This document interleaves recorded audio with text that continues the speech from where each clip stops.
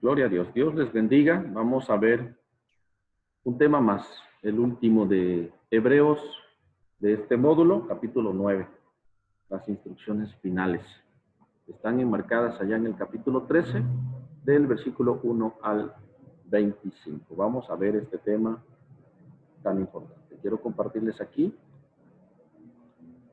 acerca de el amor fraternal y la recomendación a permanecer en ese amor fraternal. Vamos a ver aquí.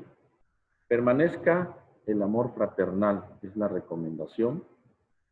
Y vemos aquí que Hebreos, pues, da una serie de consejos. Al final de esta carta, quiere cerrar con el tema del amor fraternal. ¿Y esto cómo se demuestra?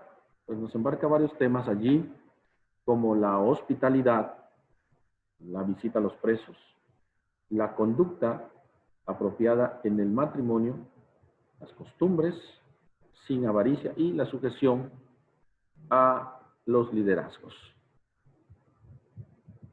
Vemos también un tema que se abarca aquí en este capítulo, es sobre la superioridad del altar del que comen los creyentes versus al altar levítico, los sacrificios. Y también se hace un llamado a salir fuera del campamento o las viejas formas de la fe, identificarse con Cristo, quien también murió fuera del campamento, y llevar su cruz. Recordemos que nuestro Señor Jesucristo fue crucificado allá en el Calvario, fuera de Jerusalén. La invitación a permanecer en este amor fraternal. Observamos algo muy importante aquí, que el autor motiva a que se ponga en práctica lo que aprendemos, lo que predicamos, lo que nosotros tenemos en nuestro corazón grabado, la palabra de Dios, que manifestemos ese amor. ¿Hacia quiénes? Hacia nuestros hermanos cristianos de la congregación, todos nuestros hermanos en Cristo Jesús, hacia los hermanos también desconocidos, los que no conocemos, demostremos ese amor. Y también recomienda hacia los presos y maltratados. Recordemos que en esos tiempos había mucha gente que andaba fuera de sus lugares nativos y muchos estaban encarcelados por causa del evangelio, estaban siendo maltratados. Entonces, allí es donde se debe demostrar el amor, porque en los momentos de crisis, en los momentos complicados, el amor se puede enfriar. Y debemos de tener mucho cuidado. La recomendación es esa, ¿verdad? La muestra del amor, el amor fraternal, ¿verdad? Que debemos mostrar a todos en general, o sea, no nada más creyentes, sino a todos. Y que esto se desarrolla cuando no tenemos un fin egoísta. Que no nada más pensamos en nosotros, sino pensamos en los demás. Amor fraternal de filos. Se refiere a un amor afectuoso, que muestra bondad, que muestra compasión, que ofrece ayuda y abarca a toda persona, ya sea familiar o no familiar. ¿Qué nos dice la palabra? Proverbios 17:17. En todo tiempo ama al amigo y es como un hermano en tiempo de angustia.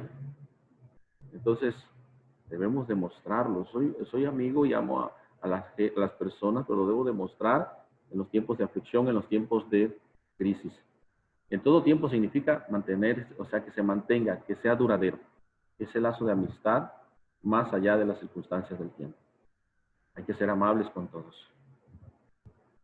Pero dice Hebreos aquí una recomendación muy importante.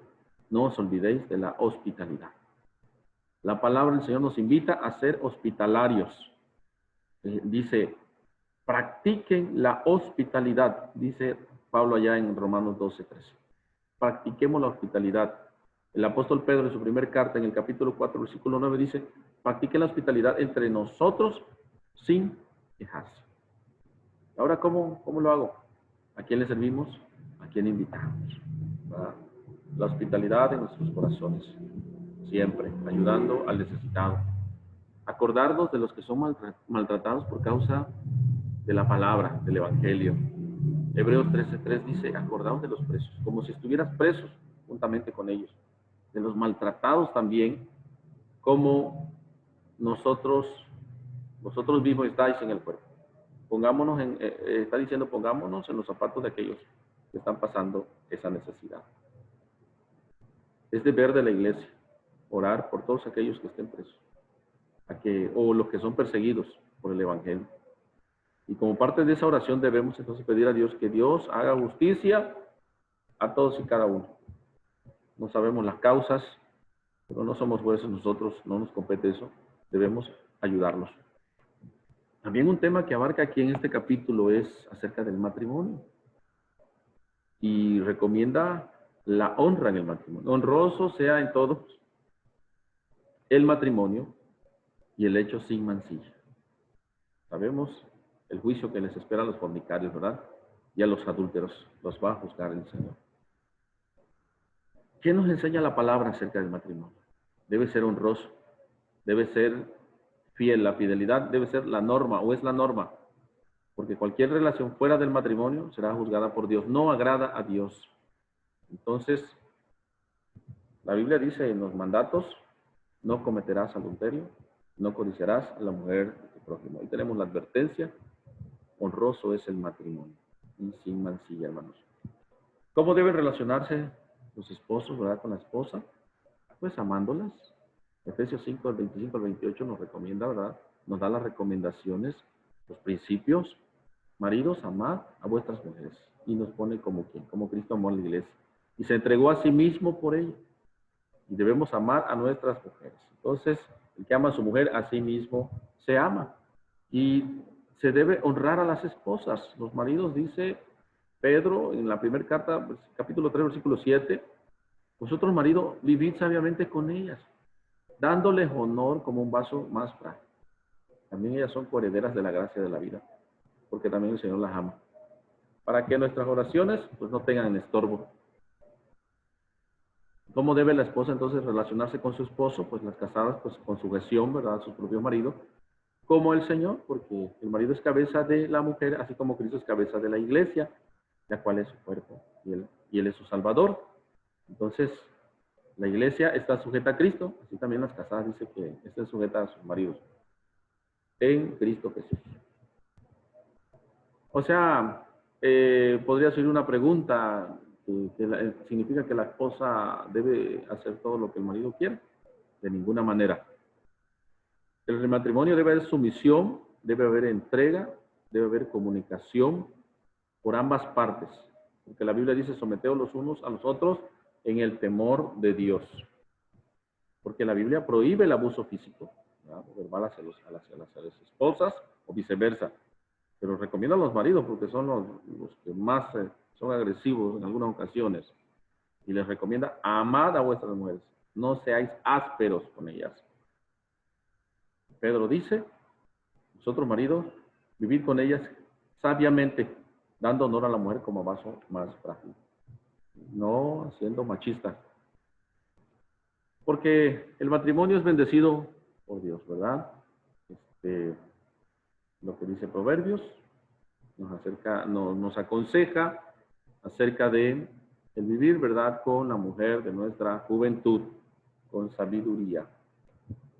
Dios ordena, ¿verdad?, dentro del matrimonio, ¿verdad?, lo que son las relaciones maritales, las relaciones íntimas como esposos. Pues esto no está condenado por Dios, contrario, está bendecido por Dios, pero dentro del matrimonio, no fuera de él. Entonces, ¿por qué es la voluntad de Dios? La fornicación, el adulterio es castigado por Dios. El amor, entonces, es como Dios lo describe en su palabra. No hace mal al prójimo, va a cubrir multitudes de pecados, porque el odio despierta pleitos, pero el amor cubre todas aquellas faltas, el amor sobre todos. Salgamos fuera del campamento, dice Hebreos, los cristianos hebreos detestaban dejar el templo, los rituales, la religión.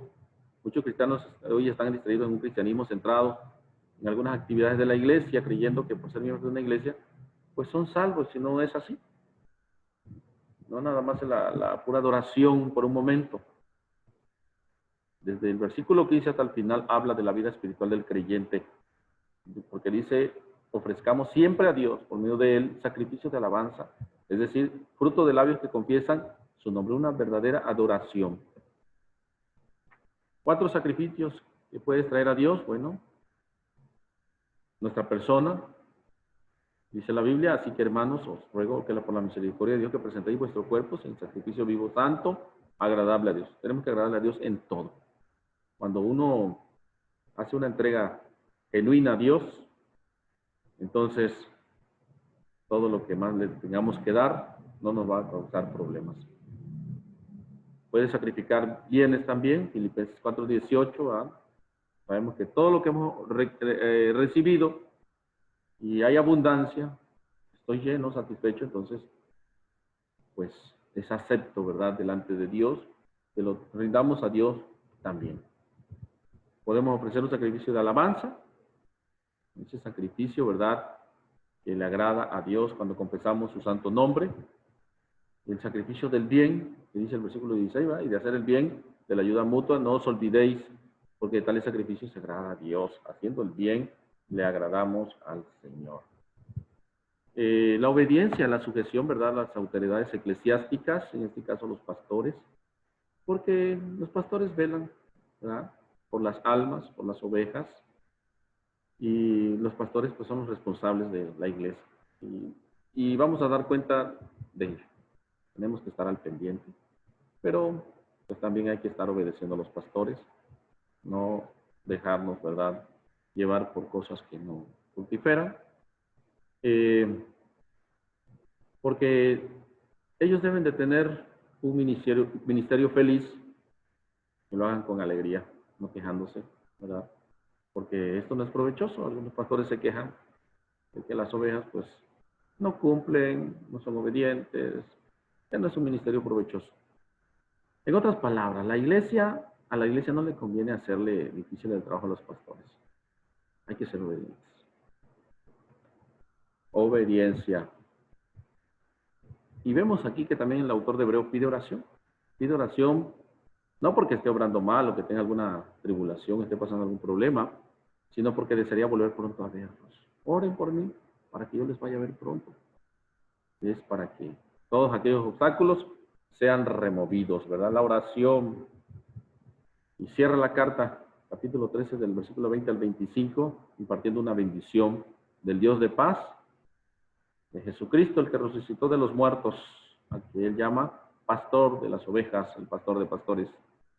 Pide que los haga aptos para toda buena obra, que se haga su voluntad. Y emite unos saludos, hace un llamado a soportar la palabra exhortación, ¿verdad? Cuando sea necesaria hay que soportarla.